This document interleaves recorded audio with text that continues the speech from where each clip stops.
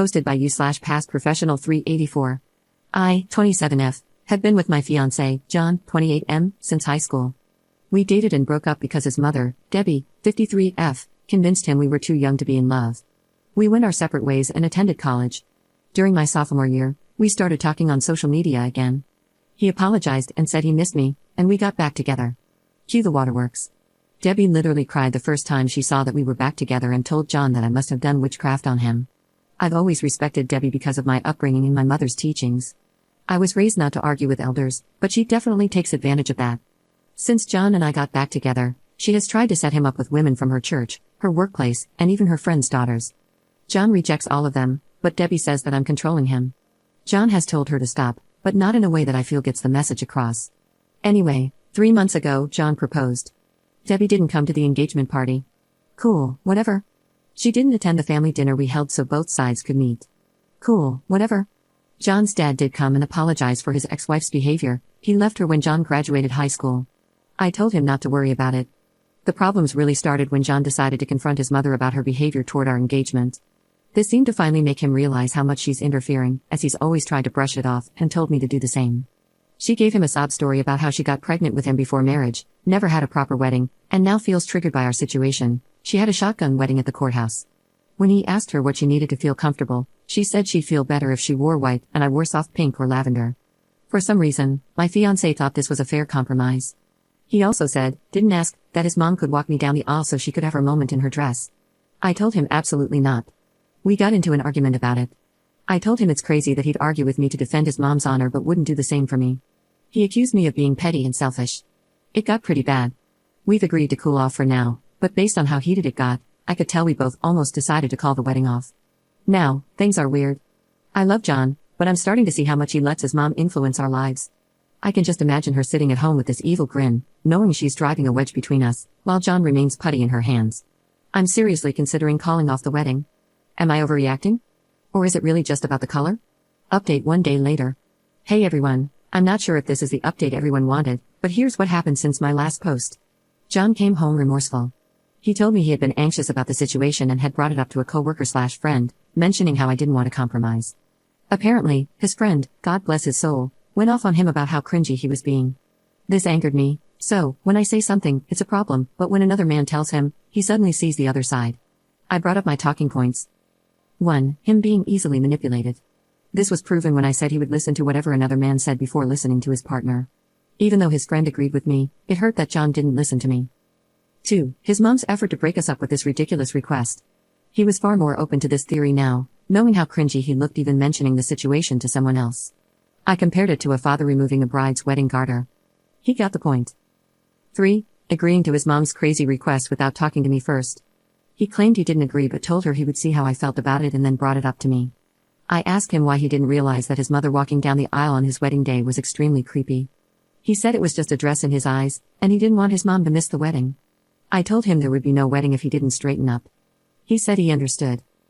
4. His mom's blatant hatred for me. She didn't even ask to wear white alongside me, which would still be weird. Instead, she insisted that I not wear white at all, as if I were some impure WH3, thanks Reddit, because I hadn't even thought of that one. He said he didn't see it that way, he just knew she hadn't been showing up because she claimed seeing me in white upset her.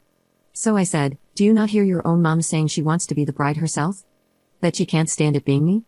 Finally, it looked like a light bulb went off in his head. And 5. What role his mom would play in our wedding, childbirth, Mother's Day, and other milestones to come. I asked if I would always come in second place. He assured me I wouldn't and admitted how badly he had messed up. He said he was just trying to keep the peace. I asked, by always making her happy and making me miserable? I refused to live my life this way. He agreed, apologized, and said he wouldn't want me to be miserable. We have no children yet, but we created a plan for dealing with major milestones. His mom won't be involved unless I'm comfortable with it, and I won't be unless she does a complete 180. When I asked him what his mom said to change his mind, it was exactly what you all guessed. She cried. She cried about her baby being taken away from her, how she never got her wedding, how his dad left her and she was alone, and how she just wanted to experience a real wedding before she dies. She's perfectly healthy unless there's something we don't know.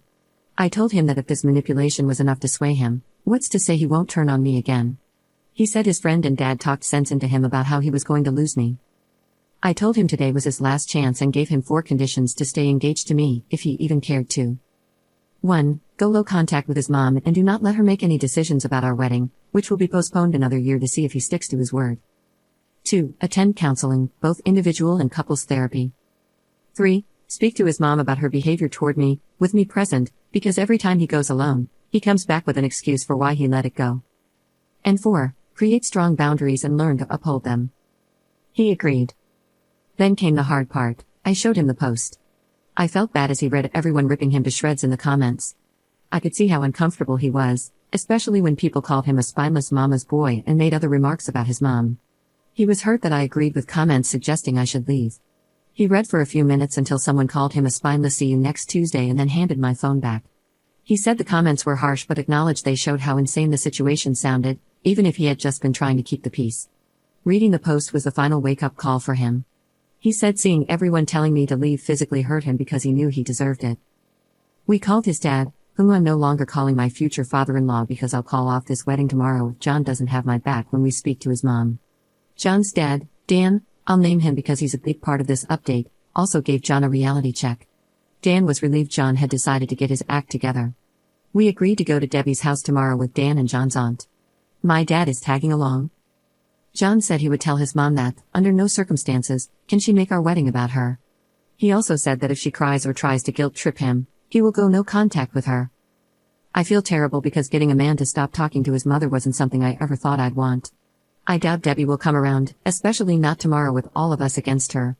I don't know if John will backtrack once we get there. I've explained that if he doesn't grow his spine, I'm leaving. He can either marry me or marry his mom. That's my ultimatum. He says he chooses me. We'll see, I guess.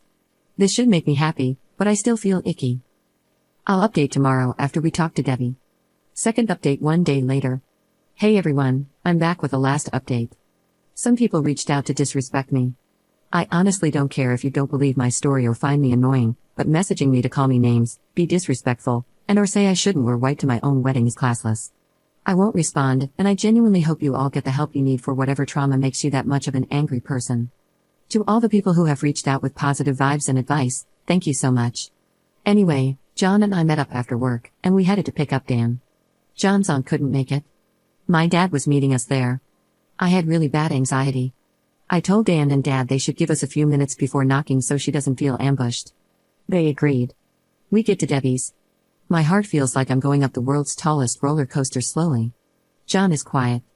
We get there, and he gives her a firm but respectful "Hey Mom." We sit down, and John tells her we came to talk to her. She asked, "What's wrong?" John got right into it. He bluntly told her that her actions toward me over the years have been petty and that her not showing up for any of our wedding events was unacceptable to him. He flat out asked her why she has a problem with me. I genuinely thought he was going to start with the dress situation, but he went straight for the root of it all. Debbie acted like she had no idea what he was talking about. She has actively tried to get him to cheat on me or leave me for other women, but in that moment, she was shocked and didn't know where this was coming from. She said she has no problems with me and loves me like a daughter. She looked at me like she expected me to talk, but like I said to you all, I wanted to see what John had to say. He asked her to be honest and listed all the times he recalled her insulting me to my face and behind my back.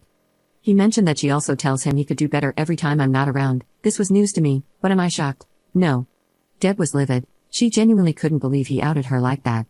She started going off on him, calling him disrespectful and saying he was disrespecting his own mother for an outsider. She kept saying, "I know she made you do this. I know she's the one making you disrespect me like this." John was trying to reason with her and get her to calm down. I texted Dan and my dad to come in. Once they were inside, Deb became a different person. She was startled, as she wasn't expecting them, and then all the things she had just said went out the window. She turned to Dan and my dad and said John walked in and just started yelling at her because of me. My dad looked at me, and I shook my head no. Once Dan and Dad came in, everything was calmer for a little while. She went back to denying that she didn't like me. They all told her that it was obvious and that the dress request was shameful of her. She immediately replied that it's shameful I won't let her son spend time with her. John said that's not true. At this point, I'm burning inside. I wanted to correct all of her inaccuracies, but I stayed quiet.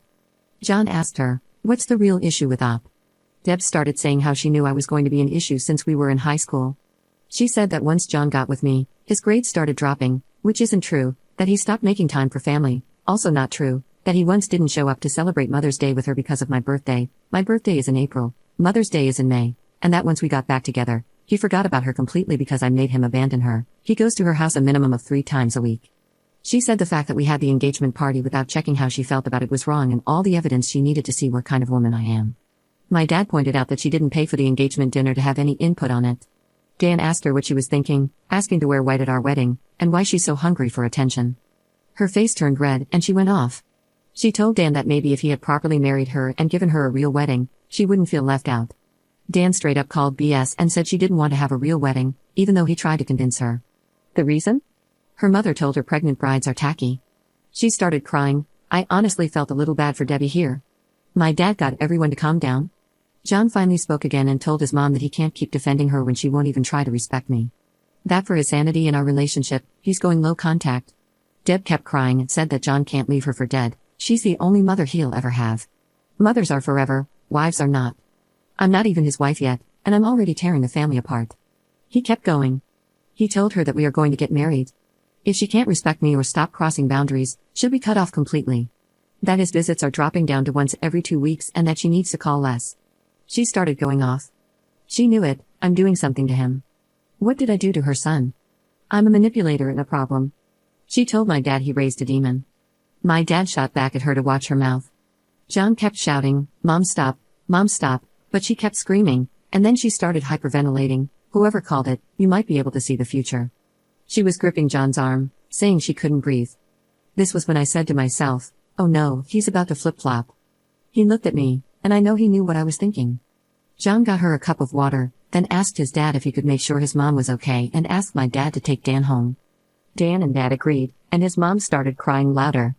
She literally screamed, I can't breathe, as we walked out so he could hear her.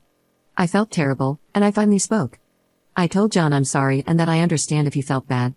He said he knew she was faking it, but his instincts wanted to run over and make sure she was okay. I asked, are you? He said no but looked really sad about it. My dad walked out behind us. My dad has never seen this side of Deb, and neither have I. She's always been catty or shady toward me, but this was insane. My dad straight up told John that his mom needed help with her mental health. John said he's going to talk to his aunt about getting her help. We went home, and John cried. He said he cried because he watched his mom villainize him and tell others that he just walked in and verbally abused her. He said it reminded him of the times he would fight with his dad because his mom would say Dan would just come home from work and yell at her for no reason. I guess it was déjà vu for him. He was silent after she said that, so I believe it struck a nerve with him. He decided to go no contact for now. I did ask him if he was okay with me posting this part, and he said yes. Before we went to Deb's house, I called a couple of counselors in our area to check availability, and our first couples therapy session is next month. It's a little while away. He called his provider today to check for a therapist within his insurance and got an appointment for himself for the 23rd.